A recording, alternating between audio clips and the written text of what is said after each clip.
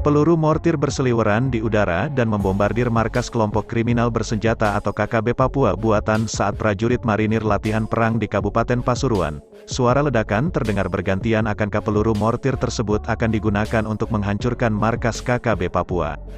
Mengingat, akhir-akhir ini, anggota KKB Papua kerap membuat gangguan keamanan dan terhadap warga sipil. Sekedar diketahui, mortir adalah senjata artileri yang diisi dari depan, dan menembakkan peluru dengan kecepatan yang rendah, jarak yang jangkauan dekat, dan dengan perjalanan peluru yang tinggi lengkungan parabolanya.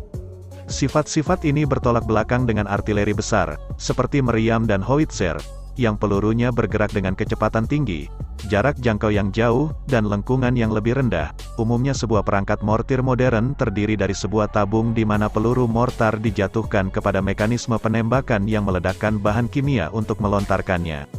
Pada mulanya mortir digunakan untuk melakukan serangan ke dalam benteng pertahanan, atau keluar benteng pertahanan karena lengkung tembakannya dapat menjangkau melewati dinding benteng yang tinggi, sehingga dengan mudah menghantam musuh yang berada di balik tembok benteng pertahanan.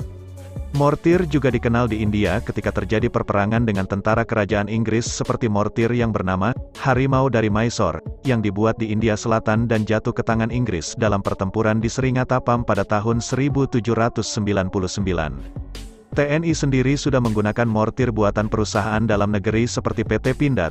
Melansir dari laman resminya, PT Pindad memproduksi mortir seperti yang digunakan Batalion Infanteri 5 Marinir dalam latihan. Pelontar mortir jarak jauh dengan kaliber 60 mm, dapat menggunakan munisi segala tipe munisi mortir kaliber 60 mm long range, dilengkapi dengan bipod untuk menopang pelontar dalam pengoperasiannya. Penembakan dilakukan secara satu persatu, yang dapat mencapai jarak tembak sampai dengan 4 km. Kegiatan tersebut dilaksanakan untuk menghancurkan daerah yang menjadi kekuasaan separatis yang dijadikan untuk mengumpulkan massa dan menghimpun kekuatan, di mana tempat tersebut harus dihancurkan untuk menghilangkan sampai ke akar-akarnya. KKB Papua akan menghadapi pasukan elit TNI AU jika berani berulah mengusik keamanan bandara di Papua.